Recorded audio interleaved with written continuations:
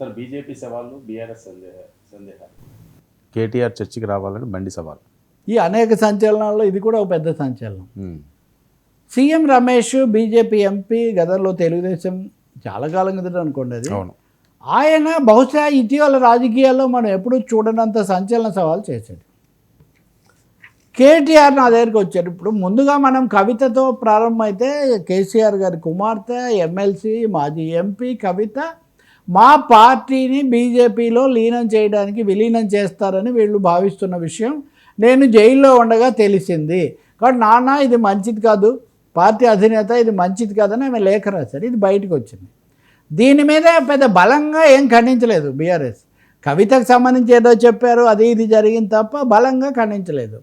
కానీ BRS BJP ఒకటే అని, కాంగ్రెస్ బీజేపీ ఒకటి, ఈ ఇద్దరు ఒకటి, ఆ ఇద్దరు ఒకటి, ఇది నడుస్తూ వచ్చింది. ఈ క్రమంలో మొన్న కేటీఆర్ తీవ్రమైన విమర్శ చేశాడు. రేవంత్ రెడ్డి, రమేష్, సీఎం రమేష్ వీళ్ళిద్దరు కూడా చంద్రబాబు శిష్యులే కాబట్టి రేవంత్ రెడ్డి 10,000 కోట్లు హెచ్సియు భూముల వల్ల పొందుతున్నందుకు కాను, అది రావడంలో సహకరించిన పాత్రకు కాను సీఎం రమేష్ అతనికి 1,500 కోట్ల విలువైన కాంట్రాక్టు రేవంత్ రెడ్డి ఇప్పించాడు. కాంగ్రెస్ ముఖ్యమంత్రి బీజేపీ ఎంపీకి ఎందుకు ఇప్పించాడు, ఇది చంద్రబాబు లింక్ లేదా ఇది బీజేపీ సంబంధం అని కేటీఆర్ తీవ్ర ఆరోపణ చేశాడు. దీని మీద రమేష్ చాలా బాహాటంగా చెప్పాడు. సరికదా, కవిత చెప్పిందే ఆయన కూడా చెప్పాడు. మీరు కవితను విడిపించమని అడగడానికి మా ఇంటికి వచ్చారు, నాతో మాట్లాడారు, బీఆర్ఎస్ను బీజేపీలో లీనం చేస్తాము అని మీరు నాకు ఆఫర్ ఇచ్చారు.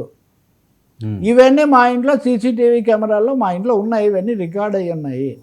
మీరు ఉండగా నాకు 2,000 కోట్ల కాంట్రాక్ట్ ఇవ్వలేదా? మీరు 2,000 కోట్ల ఇచ్చినప్పుడు కూడా మాకు ఇలాగే ఉందా?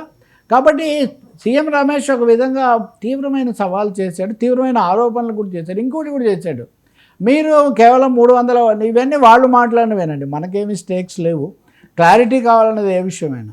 300 ఓట్లతో మాత్రమే మీరు గెలిచారు సిరిసిల్లలో.